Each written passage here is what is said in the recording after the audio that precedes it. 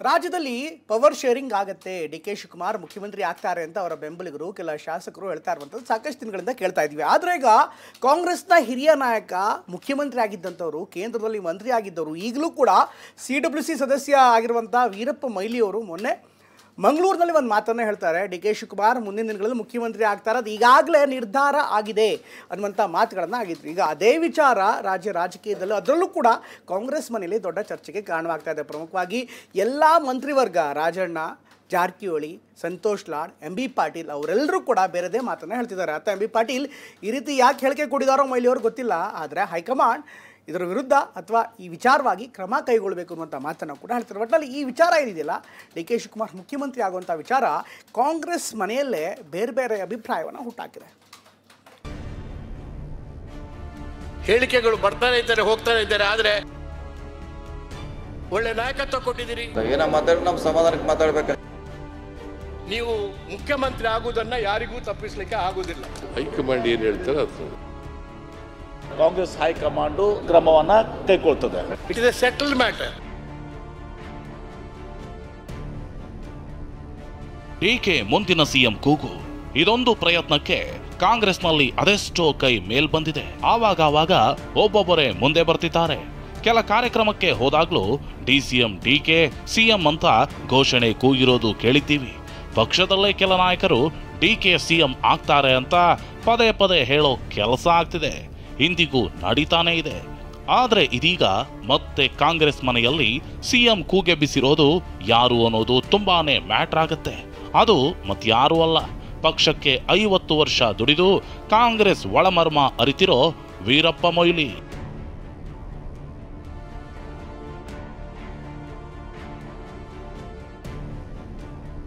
DK CM ಆಗೋ ಬಯಕೆಯಲ್ಲಿ ಘಟಾನುಘಟಿ ನಾಯಕ. ಸಿಎಂ ಆಗೋದನ್ನ ಕೋಟಿ ಪ್ರಯತ್ನಿಸಿದ್ರೂ ತಡೆಯಲಾಗಲ್ಲ. ಡಿಕೆ ಎದುರೇ ಹಿರಿಯ ನಾಯಕ ವೀರಪ್ಪ ಮೊಯ್ಲಿ ಹೇಳಿಕೆ. ವೀರಪ್ಪ ಮೊಯ್ಲಿ ಕಾಂಗ್ರೆಸ್ನಲ್ಲಿ ಸುಮಾರು 50 ವರ್ಷಗಳ ಕಾಲ ದುಡಿದಿರೋ ನಾಯಕ. ಕೇಂದ್ರ ಸಚಿವರಾಗಿಯೂ ಕೆಲಸ ಮಾಡಿದ್ದಾರೆ, ಸಿಎಂ ಆಗಿಯೂ ಕೆಲಸ ಮಾಡಿದ್ದಾರೆ. ಕಾಂಗ್ರೆಸ್ನಲ್ಲಿ ಯಾವ ಕ್ಷಣದಲ್ಲಿ ಏನಾಗ್ತಿದೆ, ಯಾವ ಕ್ಷಣದಲ್ಲಿ ಏನ್ ಹೇಳಬೇಕು ಅಂತಾನೂ ಗೊತ್ತಿರೋ ನಾಯಕನೂ ಹೌದು. ಆದರೆ ನಿನ್ನೆ ಉಡುಪಿಯ ಕಾರ್ಕಳದಲ್ಲಿ ಕಾಂಗ್ರೆಸ್ ಕುಟುಂಬೋತ್ಸವದಲ್ಲಿ ಡಿಕೆ ಇದ್ದ ವೇದಿಕೆಯಲ್ಲೇ ವೀರಪ್ಪ ಮೊಯ್ಲಿ ಡಿಕೆ ಸಿಎಂ ಆಗೋ ಬಯಕೆ ವ್ಯಕ್ತಪಡಿಸಿದ್ದಾರೆ. ಒಳ್ಳೆಯ ನಾಯಕತ್ವ ಕೊಟ್ಟಿದ್ದಾರೆ, ಯಾರಿಂದಲೂ ತಪ್ಪಿಸೋಕೆ ಸಾಧ್ಯನೇ ಇಲ್ಲ ಅಂತ ಹೇಳಿರೋದು ಕಾಂಗ್ರೆಸ್ ಪಾಳೆಯದಲ್ಲಿ ಸಂಚಲನ ಸೃಷ್ಟಿಸಿದೆ.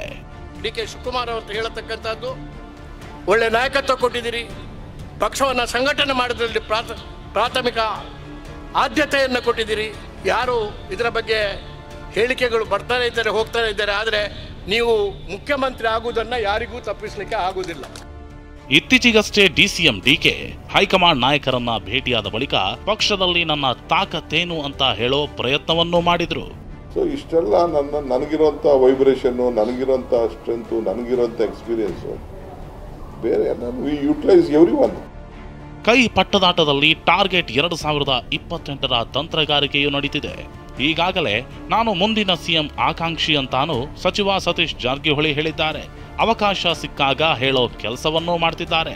ಡಿಕೆ ಹೈಕಮಾಂಡ್ ಮುಂದೆ ಡಿಮ್ಯಾಂಡ್ ಇಟ್ಟಿರಬಹುದು, ಆದರೆ ಒಬ್ಬರಿಂದ ಏನು ಮಾಡೋಕೆ ಆಗಲ್ಲ ಅಂದಿದ್ರು.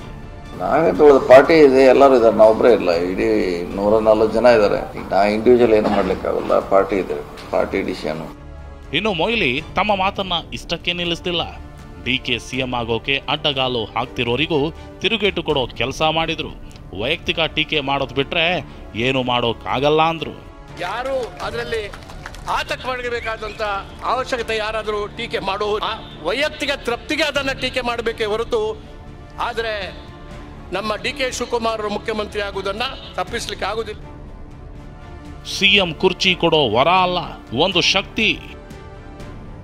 ಒಂದರ್ಥದಲ್ಲಿ ಮಾತನಾಡಿದ Veerappa Moily, DCM DK CM ಆಗೋದು ತೀರ್ಮಾನ ಆಗ್ಬಿಟ್ಟಿದೆ, ಜನರ ಮನಸ್ಸಿನಲ್ಲೂ ತೀರ್ಮಾನ ಆಗಿದೆ ಎಂದ್ರು. ಈ ವೇಳೆ ವೇದಿಕೆಯಲ್ಲಿ ಡಿಕೆ ಮುಖದಲ್ಲಿ ನಗುವು ಕಂಡು ಬಂತು. ನಾನು ಹೇಳುದಿದ್ರೆ ನೀವು ಮಾತ್ರ ಪ್ರತಿಕ್ರಿಯೆ ಕೊಡಬಾರ್ದು ಯಾವುದಕ್ಕೂ ಈ ಮುಖ್ಯಮಂತ್ರಿ ಪದವಿ ವಿಷಯದಲ್ಲಿ. It is a settled matter.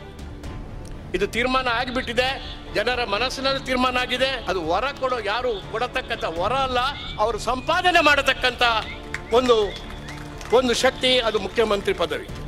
ಆದ್ದರಿಂದ ಇಂಥ ಒಂದು ಸಂದರ್ಭದಲ್ಲಿ, ಅದು ಕೂಡ ಕಾರ್ಕಳದ ಪುಣ್ಯಭೂಮಿಯಲ್ಲಿ ಈ ಮಾತನ್ನು ಹೇಳುವಾಗ ಇದಕ್ಕೆ 100ಕ್ಕೆ 100 ಸತ್ಯ. ಮೊಯ್ಲಿ ಮಾತಿಗೆ ಪ್ರತಿಕ್ರಿಯೆ ಕೊಟ್ಟ ಡಿಸಿಎಂ ಡಿಕೆ ಖರ್ಗೆ ಹೇಳಿದ್ದಾರೆ ಮಾತನಾಡಬೇಡಿ ಅಂತ.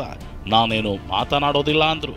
ವೀರಪ್ಪ ಮೊಯ್ಲಿ ಅವರು ನಿಮ್ಮ ಪರವಾಗಿ ಮಾತಾಡಿದ್ದಾರೆ. ವೀರಪ್ಪ ಮೊಯ್ಲಿ ಅವರು ಡಿಕೆ ಶಿವಕುಮಾರ್ ಅವರನ್ನ ಸಿಎಂ ಆಗೋದನ್ನ ತಡೆಯೋದಕ್ಕೆ ಯಾರಿಂದನೂ ಸಾಧ್ಯವಿಲ್ಲ ಅಂತ. ನಾನೇನು ಅದಕ್ಕೆ ಮಾತಾಡೋಕೆ ಹೋಗುದಿಲ್ಲ, ಅವಶ್ಯಕತೆ ಇಲ್ಲ. ಅವರ ಅಭಿಪ್ರಾಯ ಹೇಳಿದ್ದಾರೆ. ಖರ್ಗೆ ಸಾಹೇಬರು ಯಾರು ಮಾತಾಡಬಾರ್ದು ಅಂತ ಹೇಳಿದ್ದಾರೆ, ಅದಕ್ಕೆ ನಾನು ಪಾಲನೆ ಮಾಡ್ತೀನಿ. ಇನ್ನು ಸಿಎಂ ಸಿದ್ದರಾಮಯ್ಯ ಮಾತನಾಡಿ ಹೈಕಮಾಂಡ್ ತೀರ್ಮಾನವೇ ಅಂತಿಮ ಅಂದ್ರು. ಸರ್, ಮೊಯ್ಲಿ ಅವರನ್ನ ಹೇಳಿದ್ದಾರೆ ಡಿಕೆ ಶಿವಕುಮಾರ್ ಇದೇ ಅವಧಿಯಲ್ಲಿ ಸಿಎಂ ಆಗ್ತಾರೆ ಅಂತ. ನಿಮ್ ಗಮನಕ್ಕೂ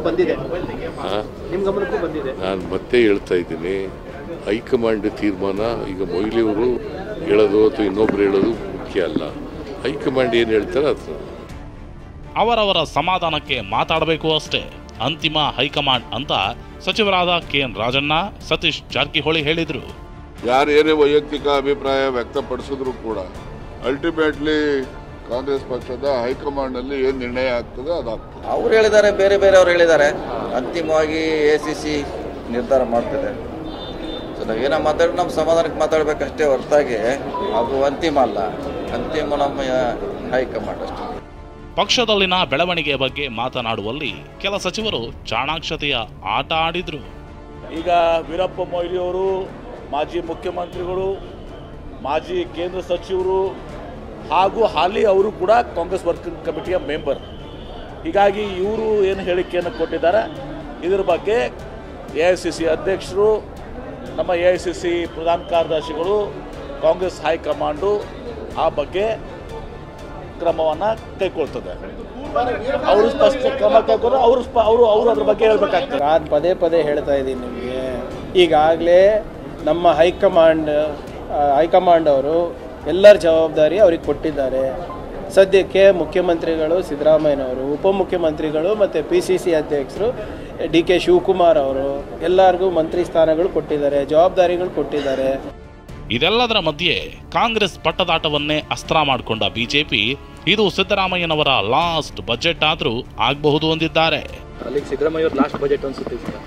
ಲಾಸ್ಟ್ ಬಟ್ ನಾಟ್ ಲೀಸ್ಟ್. ಕರೆಕ್ಟಾ? ಸಾಲ ಮಾಡೋಕಾರ ಲಾಸ್ಟ್ ಲೀಸ್ಟ್. ಅವ್ರದ್ದೊಂದು ರೆಕಾರ್ಡ್ ಇದೆ. ನಾನು ಹೈಯೆಸ್ಟ್ ಸಾಲ ಮಾಡಿ DKಗೆ ಅಲ್ಲಿ ಸರ್ಕಾರ ನಡ್ಸಕ್ಕೆ 10 ಪೈಸಾ ದುಡ್ಡು ಇರಬಾರ್ದು. ದುಡ್ಡು ಇರಬಾರ್ದು. ಹಂಗೆ ಮಾಡಿ DKನೇ ನನಗೆ ಬೇಡಪ್ಪ ಮುಖ್ಯಮಂತ್ರಿ ಅಂತ ಹೇಳ್ಬೇಕು. ಹಂಗೆ ಮಾಡಿ ಹೋಗ್ತಾರೆ. ಈಗ ವೀರಪ್ಪ ಮೊಯ್ಲಿ ಹೇಳಿದ ಮೇಲೆ ಬಹುಶಃ ಡೌಟ್ ಅಂತ ಕಾಣುತ್ತೆ. ಇದನ್ನ ಅವರೇ ಅರ್ಥ ಮಾಡ್ಕೊಳ್ಬೇಕು DK ಶಿವಕುಮಾರ್ ಅವರು. ಅದೇನೇ ಹೇಳಿ ಪರಿಷತ್ ನಾಮನಿರ್ದೇಶನ ಸ್ಥಾನಕ್ಕೆ ಆಕಾಂಕ್ಷಿಯಾಗಿದ್ದ ಮೊಯ್ಲಿ MLC ಆಗಿ ಸಚಿವರಾಗೋ ಕನಸು ಕಂಡಿದ್ರು. ಆದರೆ ಮೊಯ್ಲಿ ಪ್ಲಾನ್ಗೆ ಸಿಎಂ ಸಿದ್ದರಾಮಯ್ಯ ಸುತಾರಾಮ್ ಒಪ್ಪಿರಲಿಲ್ಲ ಅಂತೆ. ಸಿಎಂ ಆಗಿದ್ದವರು ಪರಿಷತ್ಗೆ ನಾಮನಿರ್ದೇಶನ ಮಾಡೋದು ಸರಿಯಲ್ಲ ಅಂತ ಸಿದ್ದರಾಮಯ್ಯ ಹೇಳಿದ್ರಂತೆ. ಇದೇ ಕಾರಣಕ್ಕೆ ಸಿಎಂ ವಿರುದ್ಧ ಮೊಯ್ಲಿ ಮುನಿಸಿಕೊಂಡಿದ್ರಂತೆ. ಹೀಗಾಗಿ DK ಪರ ಬ್ಯಾಟ್ ಬೀಸಿದ್ದಾರೆ. ಎಲ್ಲೋ ಒಂದ್ ಕಡೆ ಮೂಲ ಮಾಹಿತಿ ಸಿಕ್ಕಿ ಹೇಳಿದಾರೋ ಅನ್ನೋದು ಯಕ್ಷ ಪ್ರಶ್ನೆಯಾಗಿದೆ. ಈರಣ್ಣ ಬಸವ, TV9 ಬೆಂಗಳೂರು.